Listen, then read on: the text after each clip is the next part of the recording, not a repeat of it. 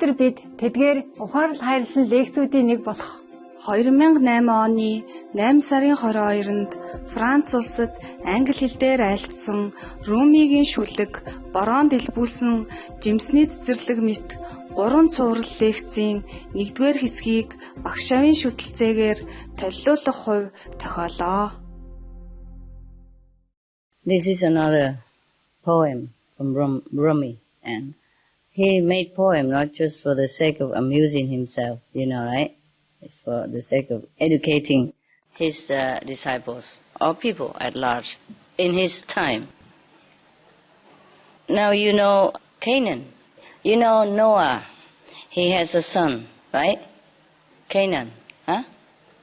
Canaan, not Canine, okay? I have many canines. He has a son called Canaan. Canaan. This son has never been anything more than up to no good, yeah? I don't want to use the word bad because it's not positive, so I say he's up to no good. Or like good for nothing. He has been rebellious, you know, stubborn, and always against his father. And that's the problem. I know many sons or daughters have this kind of tendency, yeah? But this one is too much, okay? Like if your son and daughter have maybe 30% rebellious character, yeah? Or 20%, 40%, even 50% maybe okay. But this guy maybe 80, 90 or 100%, you know, rebellious, especially against his father. As you know very well, in the family, yeah? Sometimes the father is idealistic, yeah? And wants the son to follow his footsteps, like to be a minister or a doctor or somebody, yeah? Somebody good and of service to mankind. And the son sometimes do just exactly the opposite, huh? And sometimes the father is bad, you know, like doing something that is against moral standard of human society, like robbing, you know, or stealing, something like that. And the son is the opposite, yeah? Very pious, very morally fit, yeah? And virtuous and loving and kind, etc., etc.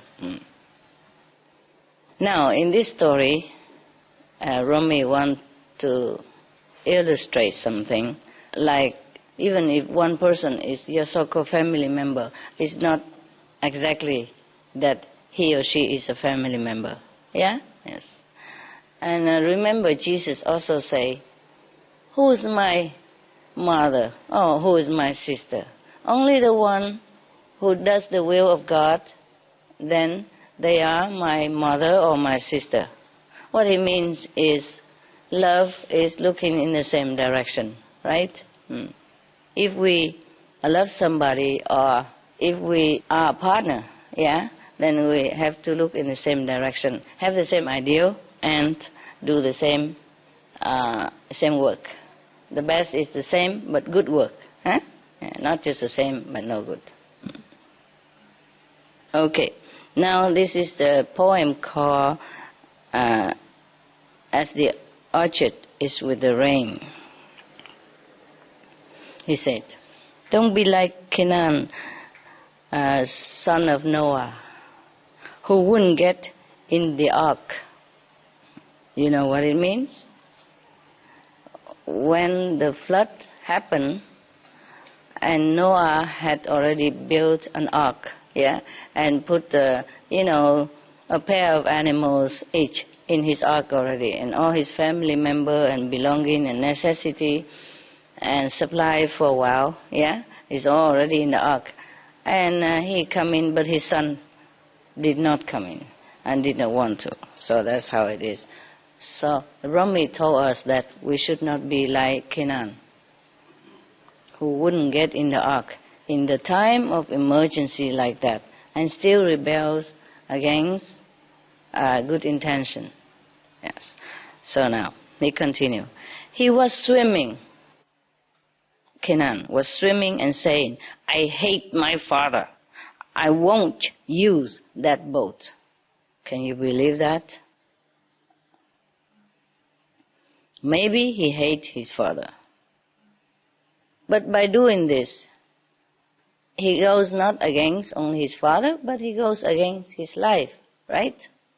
So in time of emergency, even if you don't like the one who came to rescue you or to give you good information, you better listen to that person, right? That the flood is rising and it must have been terrible weather and everything, yeah. And the father built the ark, and because the son doesn't like the father, he wouldn't go in the ark. But there's a thing. You see, in this story, supposed to be like that. The son of a spiritual father, you know what I mean? A highly developed person who could even be in direct contact with God. And the son is the opposite. But it happens like that. So you told me many times, Master, how can I tell my son to eat vegetarian or to practice, Guanyin method? How can I convince my husband that your path is very good? How can I talk to my wife about my meditation practice and make her understand? At least understand, not even to follow. How can? Yeah? The thing is, the affinity between us and other people are sometimes big surprise to us, We would think, if I'm a mother, and I follow Master CHINGHAI, all my family will listen to me, my sons, my daughter and all that, at least my children. But no, not always, And if you think I'm a husband, I'm the breadwinner in the house even, yes, and I'm tough, I'm a man. If I follow Master CHINGHAI, my family should. No, not necessarily. They want to prove you wrong, some of them. It's just good for their ego. It depends on how much percentage of ego your family has. It's going to be tough or not tough. You got me, yeah? So, because Noah was already on the boat, and everybody else, including his farm animals, already on the boat, and he kept calling out, Come, son, sit in this that I have made, or you will drown. No, I've learned how to swim on my own. I've lit my candle from a flame other than yours. He probably has a different religious belief. That's what he means. And he so strongly believed in whatever that faith was that he against his father, who doesn't believe the same like he does. Yeah? Well, it happened. You understand, right? I told you already. Nói chuyện với đầu gối á. Okay. That's Vietnamese. We talk to the knees. I mean, you talk and you listen yourself. No one else does. See what I mean? Okay. So this is probably the same. Kenan probably had a fixed religious belief. You know what I mean? And so when his father said that he's in direct contact with God and God told him to do this, do that, he would not want to listen because he's so indoctrinated in this kind of fixed religious belief. All right. Now, another thing he hated, I think, right now he hated his father more than ever. You know why? Because his prediction came true. And that's against Kenan's belief. Because before, he already did not want to believe his father that the flood will occur, that he need to build the boat. Can you imagine building a boat where the dry land or on top of the hill where nothing, no water can ever reach and no water nearby? And saying that I will need it soon. that everybody should come on the boat and all that. Of course, not only Canaan, but everybody in the town probably was ridiculing all this time, yeah? And come and point finger and say, look at that madman, and nobody would have probably talked to him at all for all this time, or just ridicule him, laughing at him, make fun of him, and he probably has become the talk of the town all this time. And now, it's proven that he's right. The flood is there. So the son also feel like, it hurts his pride, his ego, that his father is even right. Because all this time, he has never believed in his father. So now, you see why he hates his father? Because his father is right. And such dramatically right. Not just about a piece of bread or which one is more nutritious or olive oil is better than any other oil or anything similar like that. For example, well, olive oil is not better than any other oil, it's just different. I'm just saying, for example. So now his father is right. In such a dramatic situation, of course, he loses faith, the son. He feels his ego has been really shattered. Such an ego that even in such a desperate situation, he still goes against his father. Can you believe this? So this is what the most frightening thing that we carry around us, the ego. I told you many times. But you see it now? Huh? Okay. So, father keeps saying, don't do it. Canaan, this flood extinguishes all candles of human ingenuity. Only God's candle can make it through these waves. Stop your arrogant claims and get in. When he says candles, what does he mean? I mean the light of God. Yeah, it's just a parable. Okay, so Canaan trusted in the fixed doctrine, like fixed religious belief. And his father taught differently, like you have to be connected with God, yeah? You have to have this light within you, then you'll be saved. That's what he meant by only God's candle can make it through these waves. Everything else will be extinguished. Like the flame, yeah, of the torch, or any other candles. Any other kind of hope, any other kind of belief will not survive in this catastrophe. Right. But Canaan say what? No, I can make it to the mountain top. I'll be safe there, swimming and talking. I don't know how he did with it, similar like that, I guess. Mountains are just bits of straw in this storm. There is no refuge except with God's beloved. That's what his father answered him. Mountains are just bits of straw. They, some wood and some rock and something left to, fixed together became a mountain. So he say even mountains are bits of straw. It means it's nothing. It means it's not safe for you to go and take refuge there even. In this storm, there is no refuge except in God's beloved. God's beloved means what? God's beloved probably means the master, the representative of God, which was Noah at that time. He was probably teaching people enlightenment through direct contact with God within. So God's beloved at that time must have been Noah.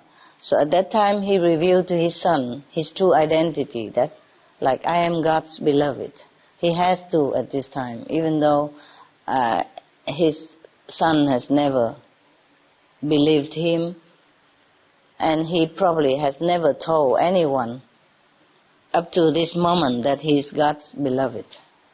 But in this time of dire emergency, he has to tell his son, take refuge in God's beloved, being God's representative, like Jesus, Buddha, Mohammed, Guru Nanak, Mahavira, etc., the great master of all time.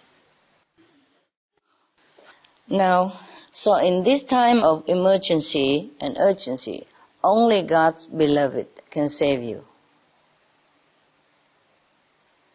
There's no more God's grace even. Do you know why? Because there is a limit time for God's grace. Like, okay, the karmic law has extended to 3 more years due to the prayers of humanity. Yeah, please save us. Please show us the way. Help us. Do not destroy our planet. Do not destroy us. Yeah, etc., etc. And some enlightened people intervene, also praying for them, and say, let us give them some more time. I can fix this. I can tell them to return to their righteous self. Please give us some time. So maybe heaven, grace, God's grace, had extended to a certain period of time. But at this moment, when Noah is already on his boat, the time of grace has been stopped. Yes, finished. The deadline is there. The flood is already there. You see what I mean? No more grace. Too late. So he said that at this time, in this storm, there's no refuge. In this storm even. It's not just the rising water, it's stormy. Windy, everything. And the son is still holding on to his ego. Can you believe such ego? They exist. And it serves only to kill you, inside out. Kill your spiritual progress, kill your soul. Not kill your soul, but kill the knowledge that you have a soul. And kill your body too. What a pity.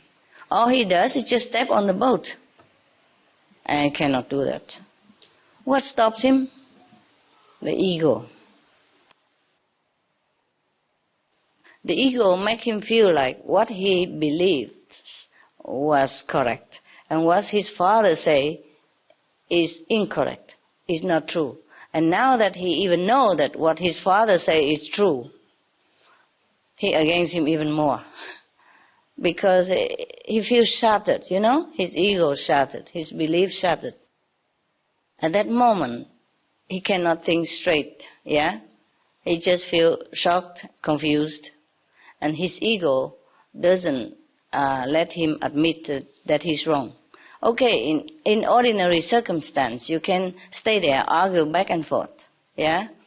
Or can think about it. But in such a situation, if you hold on to this kind of ego, you're dead. Right? There's no time to argue. But such is the force of ego. I mean, it's difficult to explain about the ego, but it's just a kind of fixed belief, in yourself that you are this, you are that, and whatever you think is right. This is the kind of thing that stops you from knowing the truth, of knowing your great self. Because you're holding on to your small self. And you think that it's your small self. It's not even your small self. It doesn't exist. Whatever you think you are, it's just a bunch of thoughts, a bunch of gain knowledge, a bunch of belief. It's not even yourself. Just the thinking of the mind or the knowledge that you have gained somewhere. That's it. So he said to his son, we should take refuge in God's beloved. This is probably the first time he ever used his position, his real identity, to persuade his son. Because, as you know, mostly the master would never tell people that I am this and I am that. He probably just say, oh, God has made me do this and God wants me to do that. But he would never proclaim that I am God's beloved. Yeah, which he is actually, but mostly the master, they don't say that. But this is an emergency. So he say, God's beloved, mean himself. You should take refuge in God's beloved because nothing else work right now. That's what he said. Okay? So, but the son say, when have I ever taken your advice? He asked his father. In this stormy weather, flooding like that, everybody else already drowned around him. All the village, the house is already submerged in water. And he still talk like that. Can you imagine what kind of ego he has? Huh? When have ever I taken your advice? Your words mean nothing to me. In either word, leave me alone, O little father. Can you believe this? O little father, leave me alone. Your words mean nothing to me. My goodness, even your enemy wouldn't do this to you. Huh? In time of emergency, even your enemy would jump on the boat and maybe argue with you later. But this kind of son, do you think he is really the son? Must be the reincarnation of Maya, of Satan, of the opposite force, of the negative power that has infiltrated himself into the family of such a great benevolent master in order to make trouble, to block his mission, to cause misery, disappointment, and weaken his physical, mental power, whatever way he can, to stop the mission of the master. Therefore, even in the last minute of the battle between yin and yang, he is still on the opposite side. Now we can see very clearly, right? He's not the son of Noah. You can see or not? So, sometimes in a family of a virtuous person, it happens that there's an appearance of something of the opposite direction, like this so-called son of Noah. The Buddha also say that the negative power cannot destroy him, cannot disturb him. So the negative power uses his closest one, closest disciple, to trouble him. That's always the case. The Buddha say the same. And who betrayed Jesus but his own, one of the most trusted disciples? You know what I mean? Yes. And who betrayed Buddha also? His own trusted cousin. But such is the work of negative and positive power. It has always been like that. Where there is goodness, oftentimes there's badness next to it. Yeah. Like we and our shadow. Yeah? Okay. So Noah did not give up still. Of course, it's his son. Yeah? Or anyone.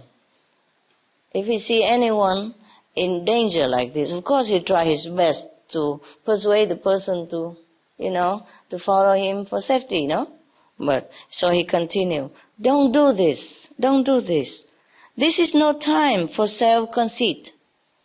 Until now, you have shown contempt for me and for God. Now God is showing disdain. Be careful. Your disdain means nothing to God. Yes. So even in this situation, the father is still trying very hard to reason with this stubborn, full of ego son. He thinks if he goes against the father, that should be like the whole world watching or something, or everybody clapping hands around him.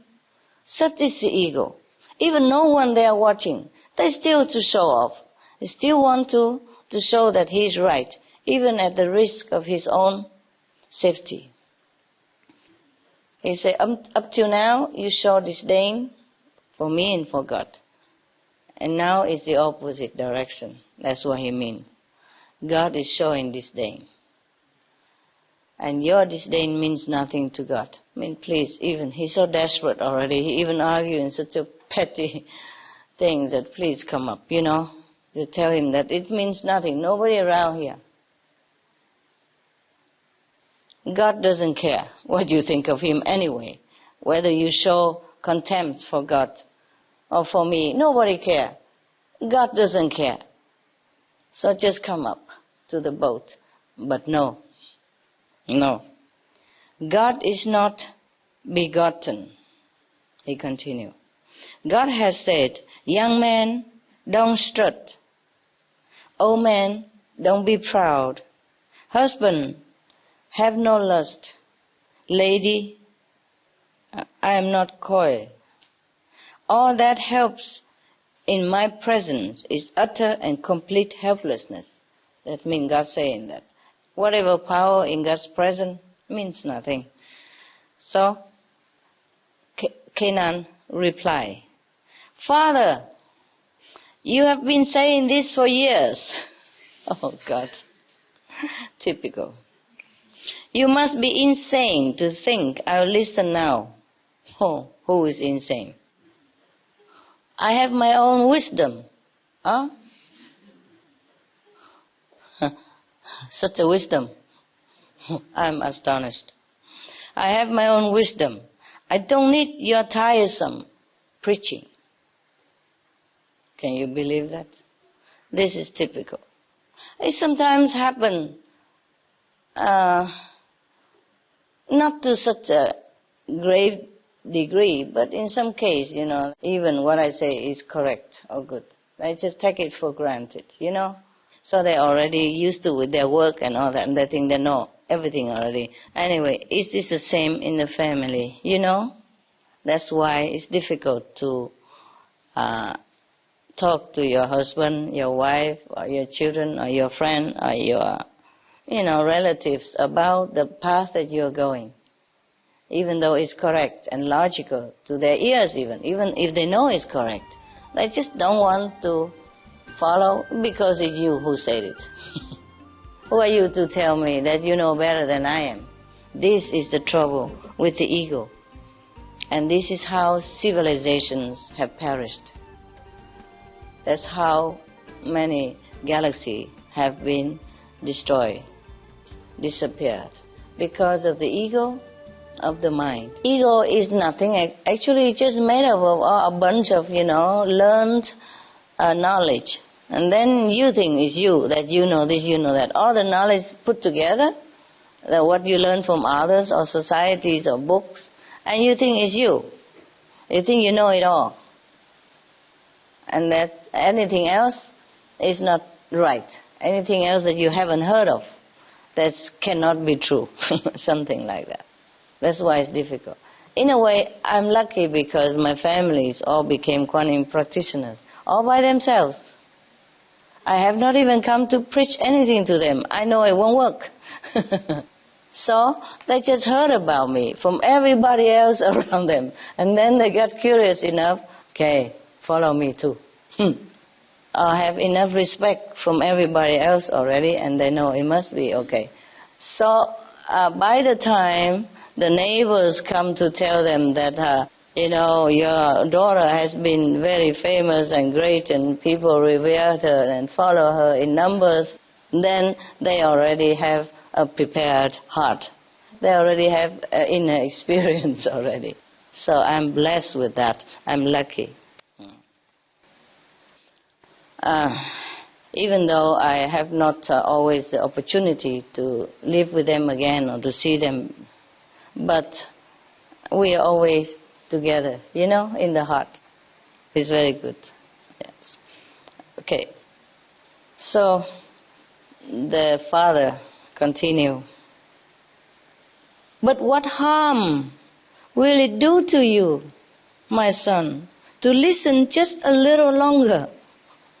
I mean, all these years, okay, fine, he has been telling all this, but he just talked a little longer. What harm will it do to you? Just listen to me.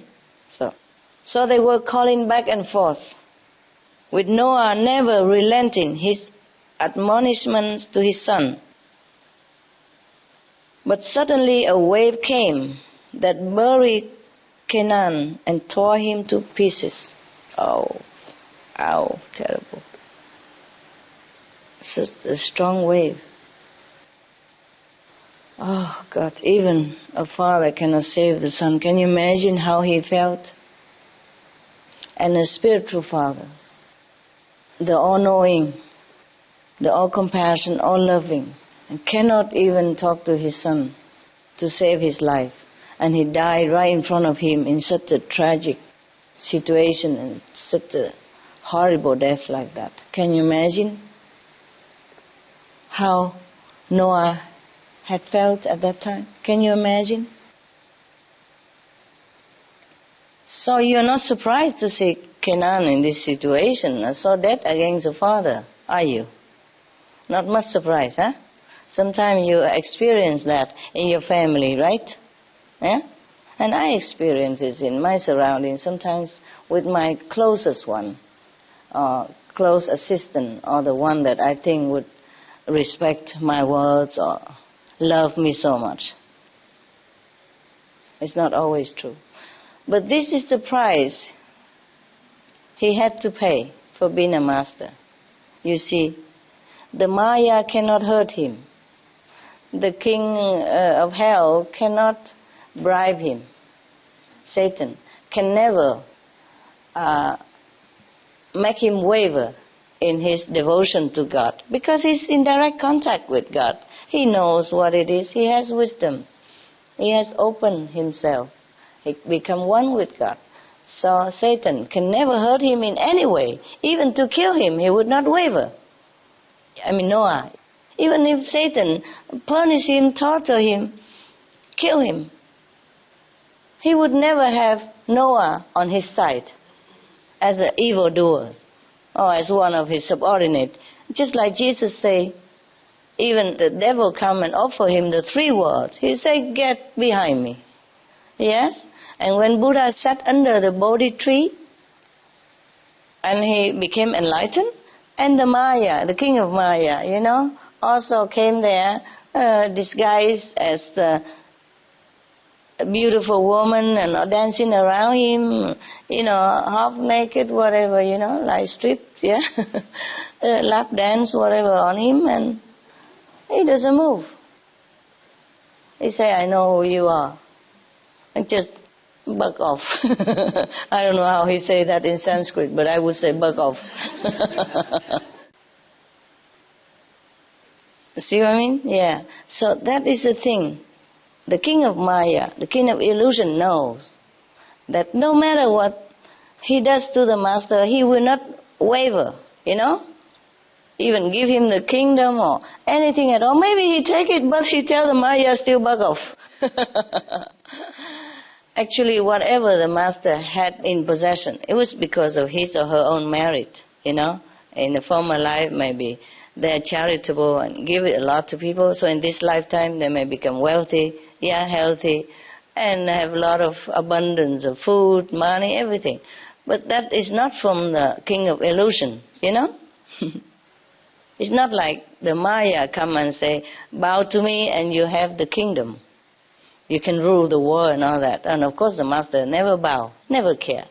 Yeah. Even if he became poor or stripped of all of his possession and became even a beggar on the street, he would never waver his faith in God. That's why Buddha doesn't even come back to be king. He continued to be just a mendicant, a monk who has nothing. Then he has everything too. If he is a king, only his subjects pay respect to him, or not. But he is a Buddha, a master. All the nations pay respect to him. Except his cousin, of course. He wage wars against him. He make his own separate faith against the Buddha and even tried to assassinate him. For example, like that. So the king of Maya knew that nothing can hurt the master at all except kill his son, which is he himself.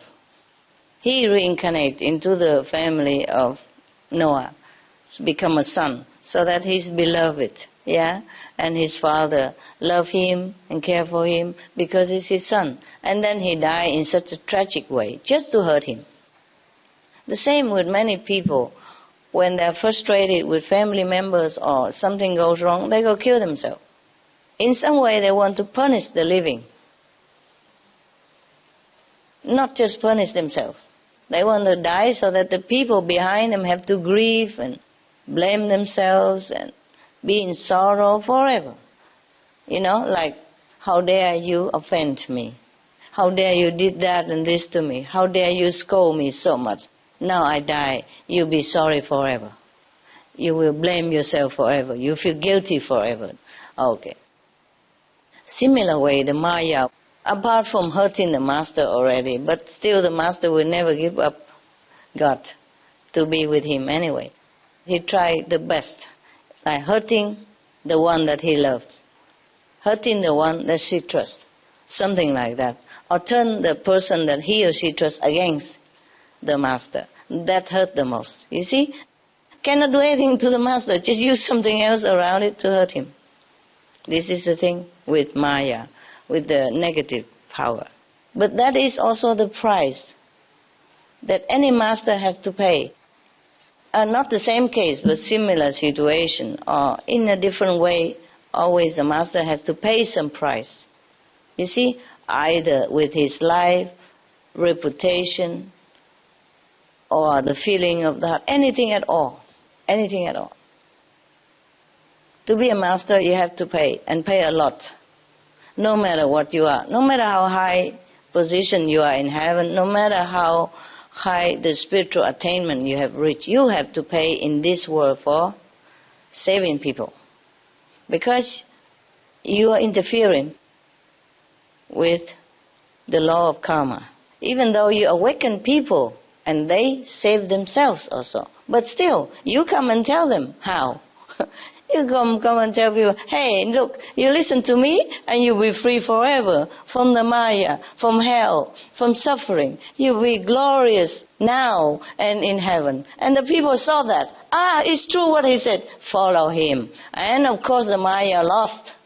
You see, the more people follow the master, the more Maya lost. So if the master succeeds in convincing people to free themselves from the trap of Maya, you think the Mayas will feel happy? Oh, bravo, master, take all of my subjects, take all of my souls to heaven, leave me here all alone, ruling myself. Would he feel like that? No, of course not. Miserable. Lost one more soul now. What am I to do? See what I mean? Yeah. So that's why he fights this battle bitterly, so he can retain the control of all the souls under his grip. He likes that. It's just the work of the universe, There is positive and there is negative. And they're fighting together. Maybe that's how the world becomes colorful. Yes. But if we don't know it, we suffer so much. Okay? Yes. So maybe we have suffered already. Okay, we have tasted the bitter and the sweet of this illusionary world already. And now it's time we want to go home. We say, I had enough with it. I don't want to play no more. I want to go home. I want to go home. Okay. Then the master comes and say, hey, this way, baby. And the master, what? You've been playing all this time? Huh? You play with my toys. You eat my food. You breathe my air. And now you say you just go? Go? How? I show you how. Huh? You see, just like that. Similar, you watch some movies, or it may be in real life also, like if somebody, by some circumstances, joined in some gangs, and became a gangster. maybe his heart wanted to be a gangster, or maybe just situation forced him into it and he's trapped and he cannot get out. And the trapped one really doesn't like what he's doing, being a gangster, robbing and killing people or doing things that is against his conscience. And he normally never would have done that if situation had not trapped him into it. You see, sometimes once you innocently talk to some gangster and then you just buy something from him or take some favor from him just by sweet talk, and then later you're trapped into it. You're tricked into become a gangster yourself. And then, or maybe they use your parents, kidnap your people and use it against you. And then you have to follow them and do what they say or else. Something like that. Or they will expose you to the police. And then now it's kind of too late and you're trapped in there.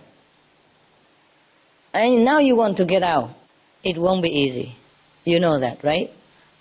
Even all the films show that, if you want to get out of the gang, sometimes you get killed.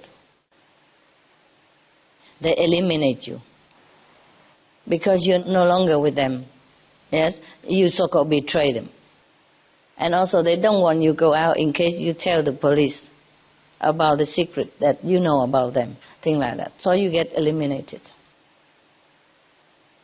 Not just in a gangster system, but sometimes even in the old time, in some of the uncivilized society, if you get out of a government secret system, secret service, they also try to kill you, to keep you quiet, because you know too much.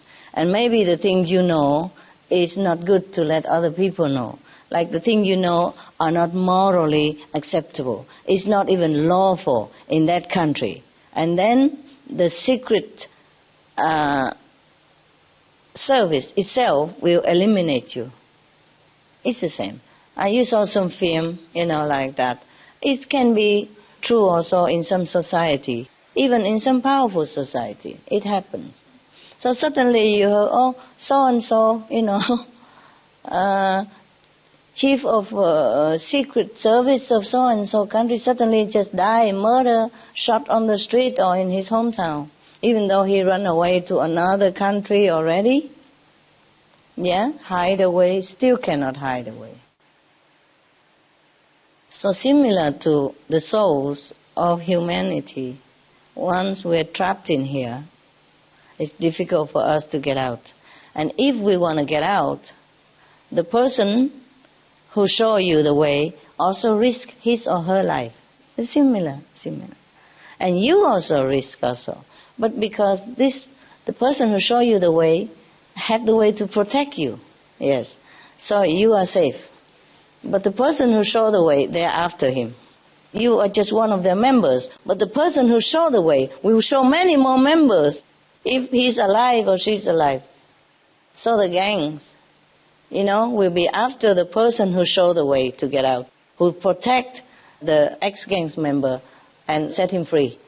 So that's what I said about the price that any master has to pay in one way or another. Yeah, you read the history and you know all the master had never had it easy, right? We have all the history and evidence already. We don't want to talk about that. If you want to know about them, you can read.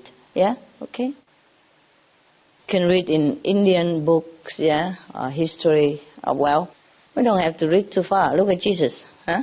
In your society, everybody knows what he had to pay for his teaching, yeah? What he has to pay for showing people the truth.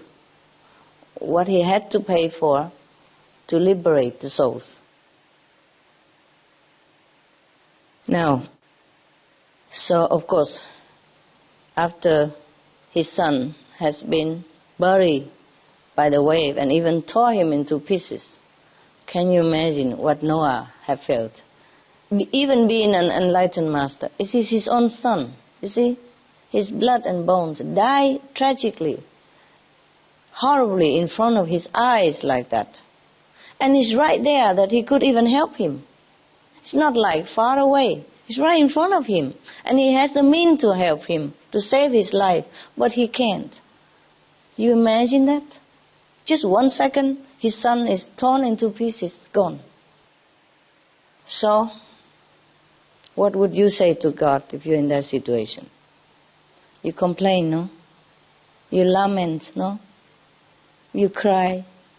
You might even yell, scream, shout it to heaven. Why would this happen to me?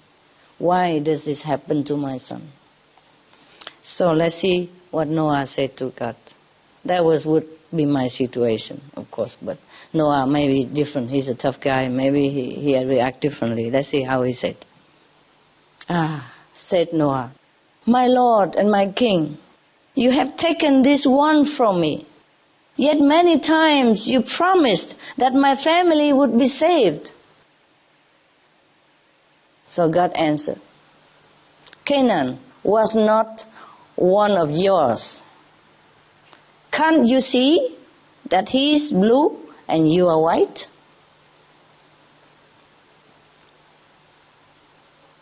What does God mean by that? What does he mean by that?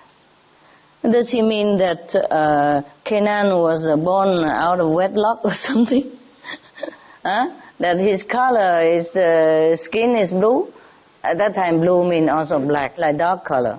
And white mean like you, European. Okay? Or like me. I'm joking. Yellow, no? Do I look yellow to you? Little, right? Okay. I don't look any, Sometimes I look black, sometimes I look like Indian, sometimes I look like Asian. Depends on who sits next to me. Right now I look like him. Truly, sometimes I see the photographer make an image of me, of himself, for my photograph. You don't know it because you don't know who took some of my photo, but I know very well. If so-and-so took my photo, I look just like him, like his sister. The face, really would be longer or fatter or skinnier, it depends. Yeah. Except when I direct him how to take my photo, and where, then it's maybe different. But if he take it spontaneously by himself, then I look like that guy very much, or that girl, whoever. Yeah, most often like that. Or whoever sit next to me, I look just like them. Have you seen some of the photo when I take it with somebody else? I look like their relatives, or even mother or sister, Yeah. Or even some look like the men also, who sit next to me sometimes, very near. Together with the picture. I look like them. But can you imagine, sometimes 2 or 3 people sit next to me and I look all like 3 of them. And 3 of them are not the same family, not even in the same town. It's funny, I saw some of that and I can only laugh, So here, God told Noah that Canaan is not his family members, because Canaan is blue and Noah is white. Can you tell me what he means by that? Anybody?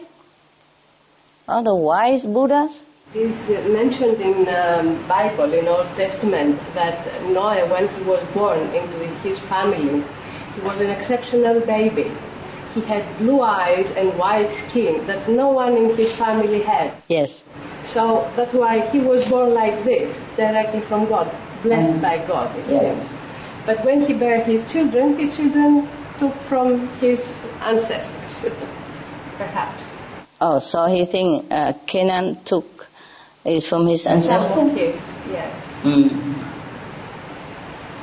I have seen some of the terrible dictators, butcher of the history, and they look so handsome. But when I look closer, I know who that is. Very, very well. Behind the handsome face, I see who that person is incarnate. Just from photo alone. Because when I read history and all that, or see documentary film, or read in books, and they show photos of so and so, who has caused untold misery, a miserable death to people, lots and lots of death to people, and who kills without blinking an eye. And I thought, how can such a handsome looking person, can be like that? And I looked closer. Oh, my goodness. I saw all the trace, you know. I saw the face behind that face.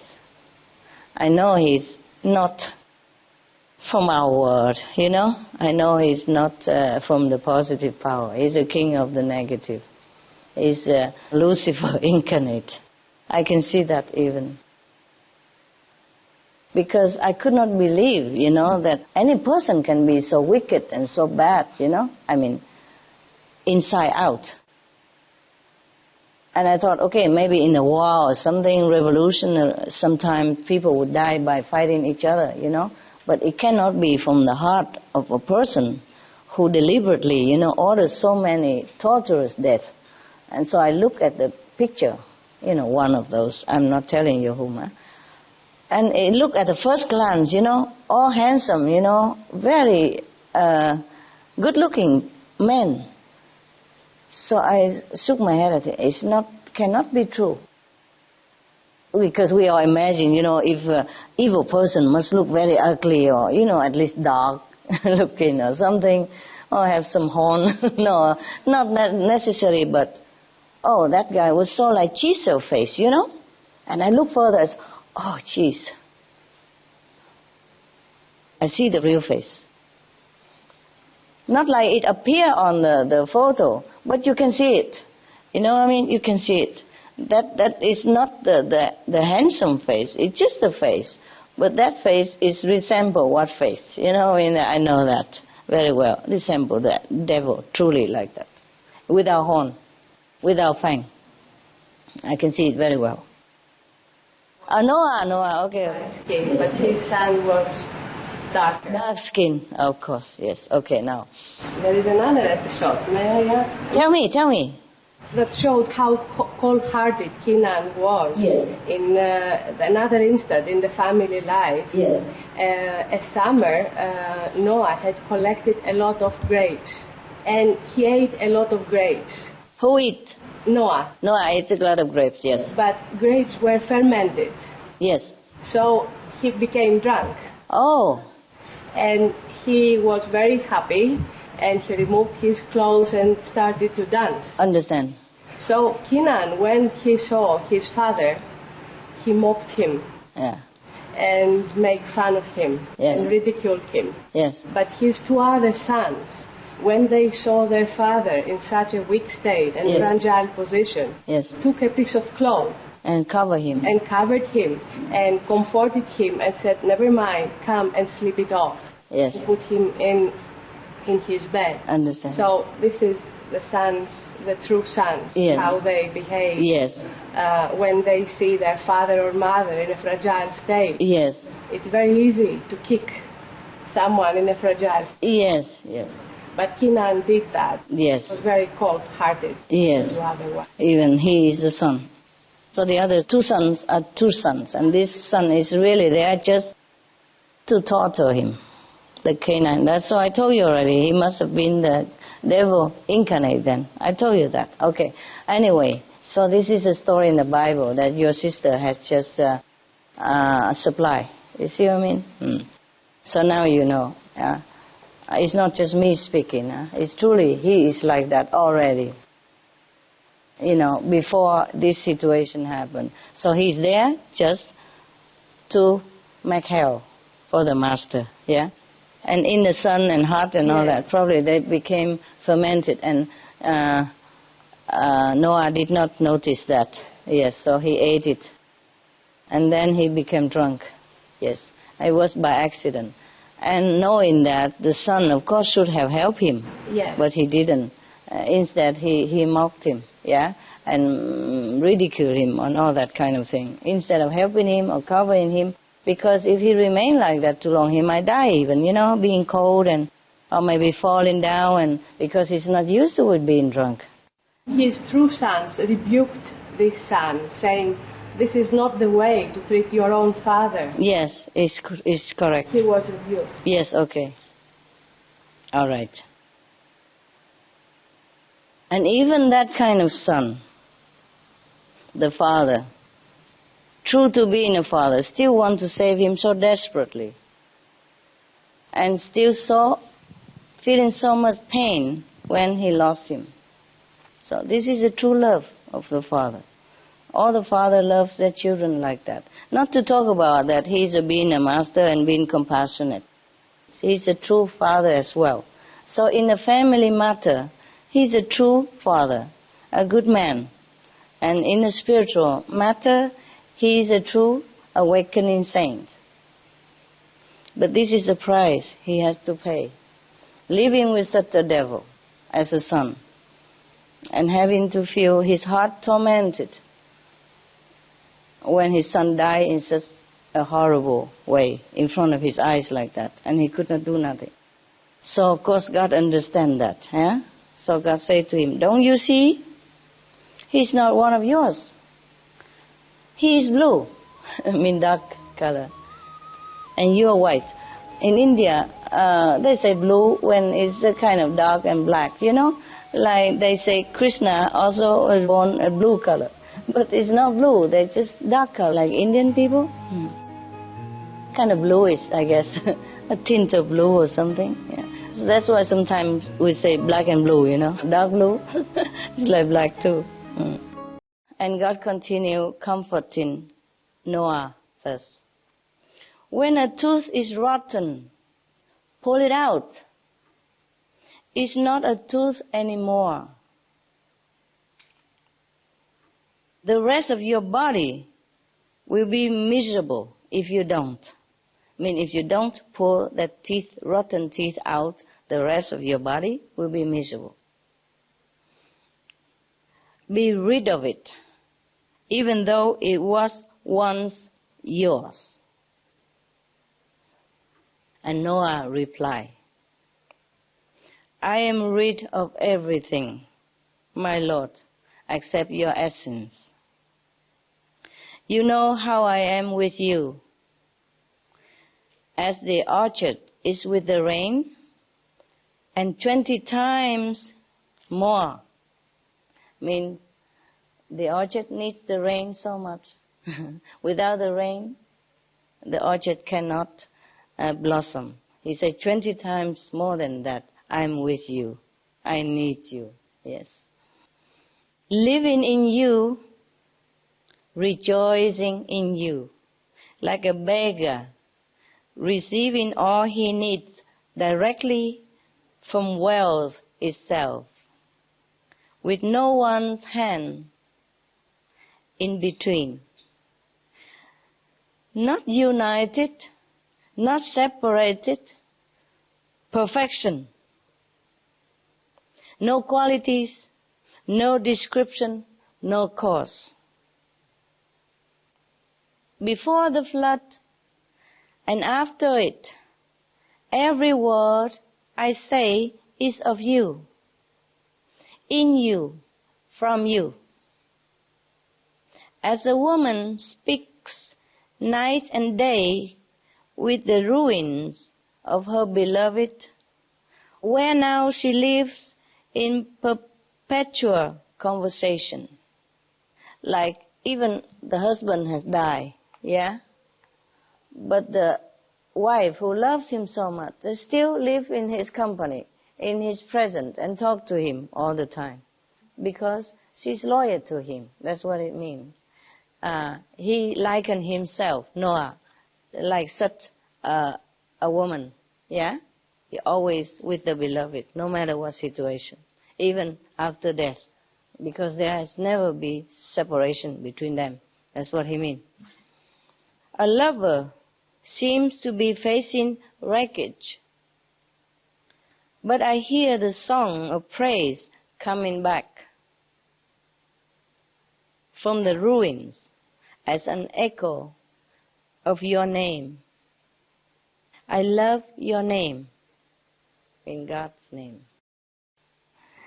I love it double. That's why the prophets love the mountains, because of the echoes.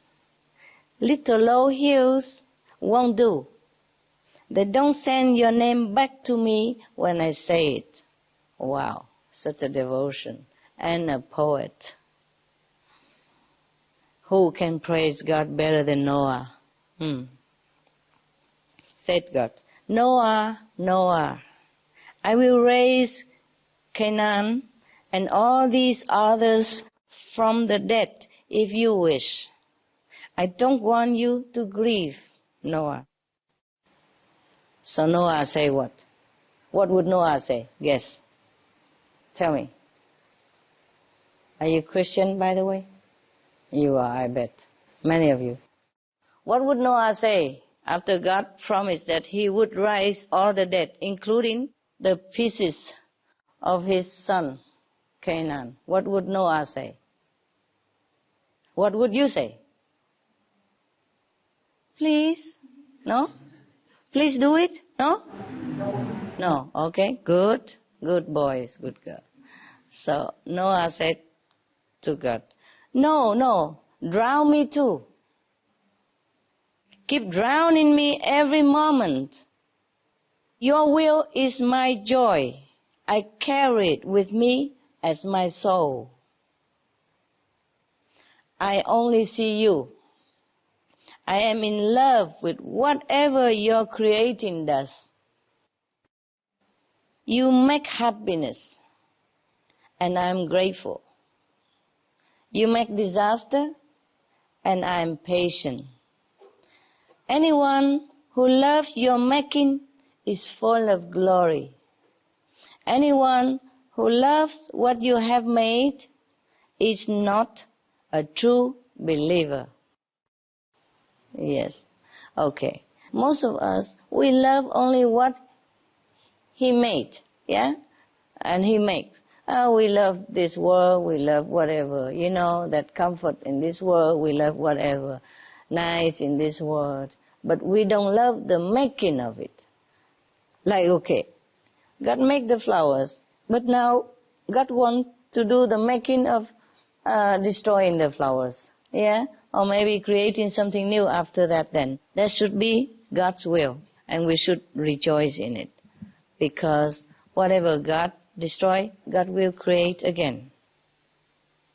But when God tells you to make a boat, yes, to save yourself from drowning, from the flood, then you should listen. Don't say, I like you, destroy me and my family, everything as well. Don't tell me what else I love. Yeah, fine, you love God making. You love God's action, fine. But if when God tells you to do something else, even contrary to what He's making, then you also have to listen. So here in this case, after God has comforted Noah, he remembered himself again. In a moment of grief, he's lamented because he thought maybe God has broken His promise. Or in some cases, I thought I'm wrong also. For example, if I see something in some person or something that I see, okay, like that, and then but some of other people report to me, it's not like that, it's different. Then I doubted my vision, yes, and then I have to reaffirm again. How come I saw like that? And then I asked the person or the persons, and they told me it's not like that. So am I wrong or I saw the wrong vision? So it confirmed again that the persons who report to you are wrong. Because sometimes intuitively or visionary, I see differently. And then when I confirm it with my physical, for example, assistants, and they say different story. And I also have sometimes difficulty to verify whether it's true or not. If I don't have the evidence in my hand, then I just have to take their words for it. And then check in again whether I'm wrong in the vision or my intuition is incorrect. But it's always correct. I found out. Sometimes later when I have enough evidence, not the evidence that the assistant reported. So after many times of verification, I, of course, trust myself more, yeah? But still sometimes difficult. When all the evidence against your knowledge, your intuition, it's difficult to tell people that it's not so. Well, I learned to live with all kind already. So now, because God has promised Noah to save his family, so of course he is surprised why his son is drowned and torn into pieces, no? Yeah, of course he'd be surprised. But the thing is, even though Canaan is supposed to be his son, but he's not his son. Not in the spirit. Not in the heart. Maybe not even in the blood. So he's not the family. Yes, okay? The one who are our relatives are the one who are one with us. Yeah? Same ideal, same direction. Otherwise, they're very difficult to live together as relatives. So it proves it here also. So after God has told him the truth that he is not one of yours, he doesn't mean physically only. He means it in the spirit, mean in the heart, in the moral way of life. Canaan is none of the quality that Noah has. He is completely opposite of him. He is alien from him. So he's not his son. Of course, after the moment of grief and shock and confusion, and when God comforted him thus, Noah immediately understood and go back to himself again. And he knows, oh yeah, of course, things come, go on. Only God is true. Only God is real friend, real relative. Everything else, when time comes, has to go or have to stay, it depends. He immediately remembered. You see, of course, he was shocked. Not because of the event itself only, but because God has promised him to save his family. So he doubted. Maybe God has broken his promise, or maybe his vision is wrong. Just like sometimes I see the vision different than what it might have happened, and then I have to verify differently, a different way. I know this very well. I know this very well. It's not like this tragically, but it's many instances similar, yeah, and other instances also. For example, I was shocked when I heard that the president of Slovenia died, yeah, Dr. NHዔC, because I asked heaven, is he going to be all right? And he's going home. He's coming back home soon, no? He'll be okay. He'll be going home soon from the hospital, no? So the answer is yes. So I didn't check any further, you see? So I thought, okay, he's now in hospital, ill, but in 2 days he'll come home. That means okay. So when he died, I was shocked. I said, you said he's going to be coming home, okay. He said, you didn't ask me how long. So he did come home for a few days, you see what I mean? And he was okay. And it was true. He even sent greeting to me and saying that he's okay. So of course, thank you. You know, I thank heaven. So when he died, I wasn't prepared for it. Because once somebody came home from hospital, check up already, and he's okay, and even send my greeting and say he's okay. He himself sent a greeting to me, saying that he himself is okay when he's already home. So what do you expect, you know? Of course I don't continue asking further. It's so obvious to me that he's home and he's okay. And then he died a couple of days later. So I lamented. I said, you say he's home and he's okay? And then heaven told me, but you didn't ask how long. Of course, he was okay for a few days. So this is the thing, that sometimes the physical evidence will go against your vision or your intuition or your knowledge from the future or from whatever happening. Yeah. So I understand very well that he was shocked, Noah, when his son died like that, while remembering that God said his family will be saved because they're virtuous family. Yes. But the one who is not virtuous, the one who's so cold-hearted like that, obviously is not your family, right? The family is the one who love each other, right? Who help each other and who are one with each other in many ways. Not this one. He's even worse than enemy. The enemy sometimes see in you in a weak condition, fragile situation, like what your sister just mentioned about the Bible, like Noah when he mistakenly eat the fermented grapes and being drunk and, exposing himself into a fragile situation. And his son mocked him, ridiculed him, instead of helping him to go into a safe place or cover him up, to protect his honor and his life. So the other two sons say, this is not the way to treat your father. You see, so they help him and cover him up and put him to bed for safety until he recover. Yes, because it's not him who is like that. It might be the karma that make him eat the grapes without knowing that it's the fermented grapes. Or maybe he even knew it, but he had to do it for erasing some karma of some people, or the price he has to pay for being a master. Either way, he's in a very fragile and difficult and weak situation, dangerous situation. So as a son, should help him, right? He should help him, but he didn't. Not only he didn't, he even mocked him and ridiculed him and, curse him and all that. This is not good, already. So this kind of person is not your relative, no matter if he's born into your family. Because enemies sometimes seeing you in this situation is still maybe soften the heart and do not attack you at that time. Yeah, maybe let you recover first and maybe attack you later.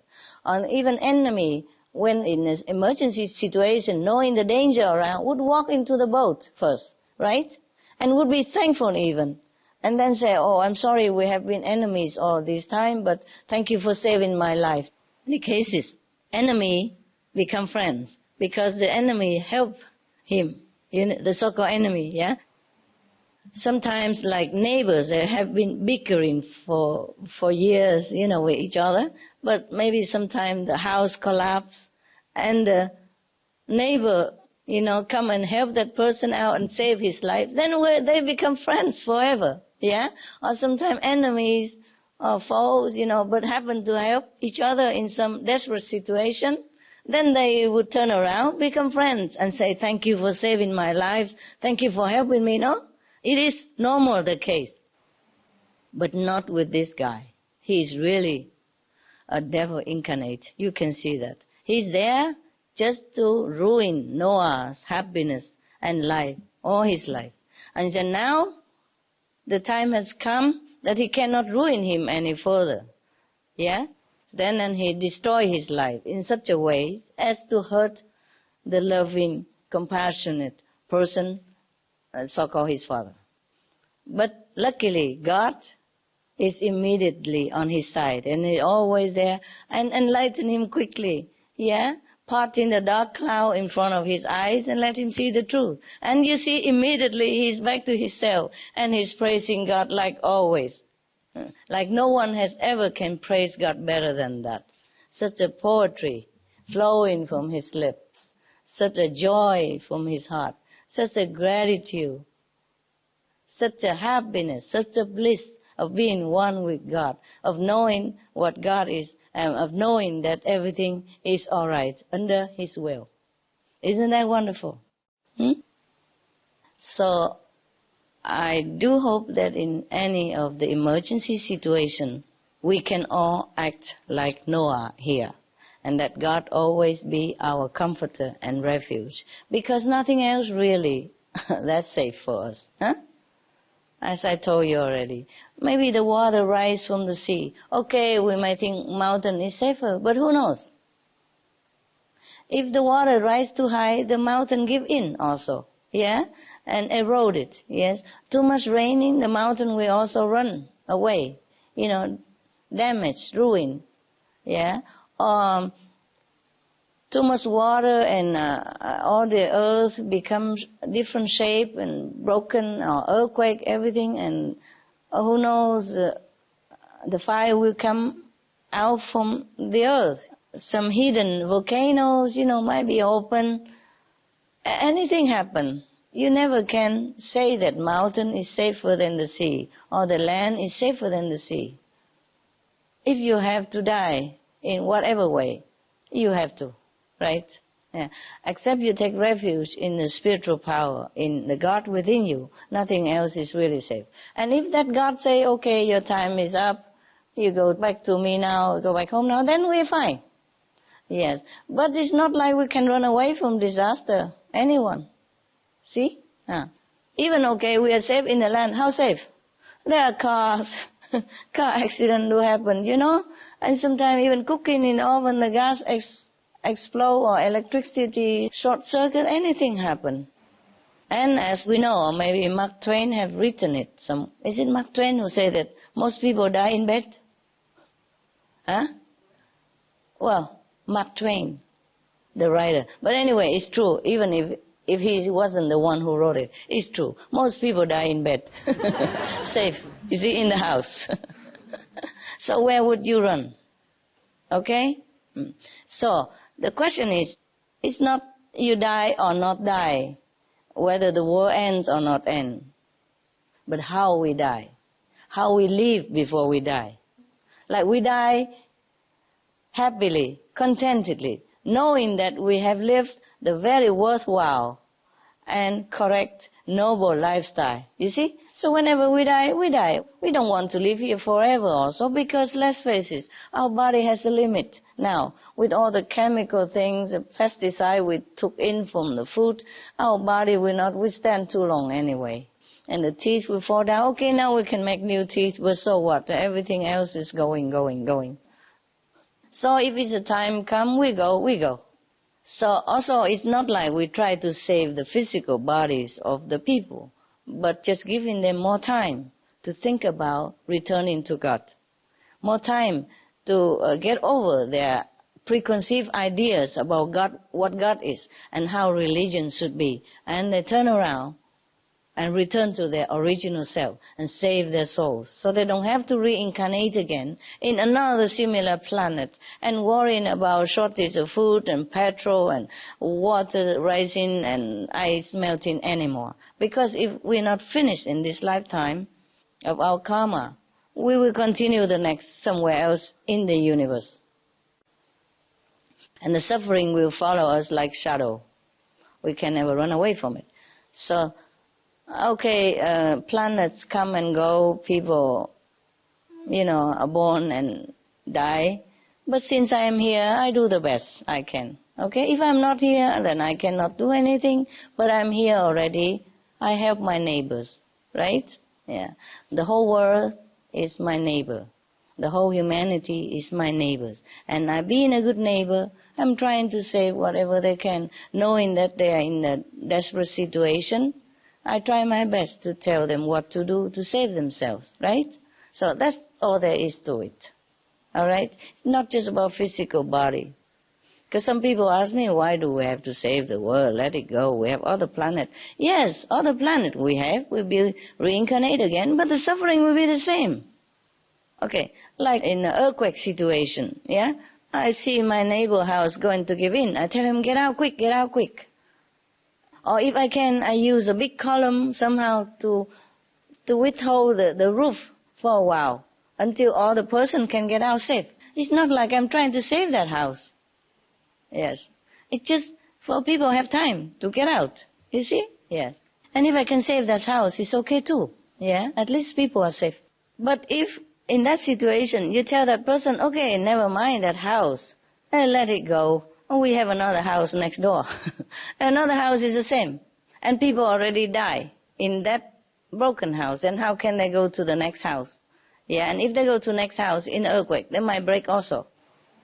So the suffering of this world is just a premonition to the people who live here.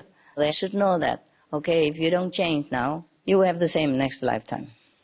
So we trying to save the planet to give them the time and the chance. Okay? All right. Thank you very much for your attention. You've been good.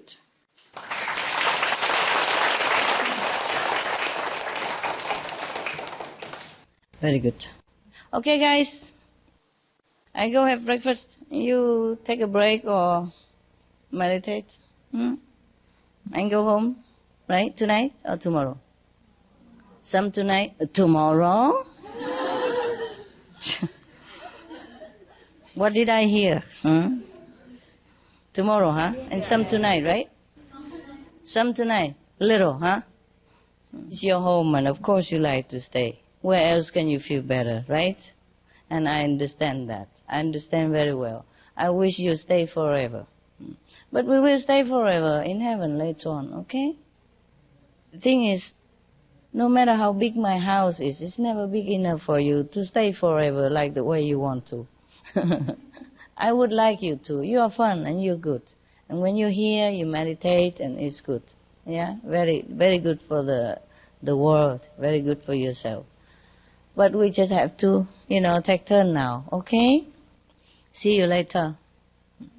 Meditate or have a quick break and meditate. Don't hang around too long because you have to go eat now soon. So make the best of it. Meditate now. Just from 5 to 10 you will be all free anyway, okay? So try to meditate whenever you can. You make the best of it. Some people behind them see me, okay, I'm coming. Coming, going. Love you. Yes. And the heart-to-heart connection. You see, Canaan has been touched by his father all his life. He has been born from his own body and touched and hugged him all his life even. Does it change him? No. If you believe, eyes-to-eyes contact with us and love from the heart. Yeah? If you love the Master, become one with the Master. Then you know everything the Master knows. I feel good already. Actually, I really like that we sit outside in the garden at night, but to me, I love that garden, I say a little bit for myself. So normally I go there to sit in the garden. Up to now, I have never been in my room. I mean, before you came. Just after you came, I have to be in my room. Otherwise, you hang around outside, all of you. I really love to sit on the stove there, the table. And I sit in the middle there, and all the music there, and it's cool. And before you came, I always eat out there. So I never really liked to go in the room. I always eat there, even when it's not too cold like this, not too cool like this, I eat outside. Yeah. I love you guys. I really love you.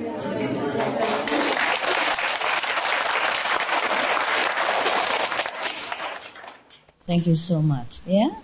We all thank them, don't we? Yes, we're grateful to your help and support and your friendship. I also have to thank the people who came here earlier, sacrificed their time, their labor, to clean up the place and make it nice for you to come.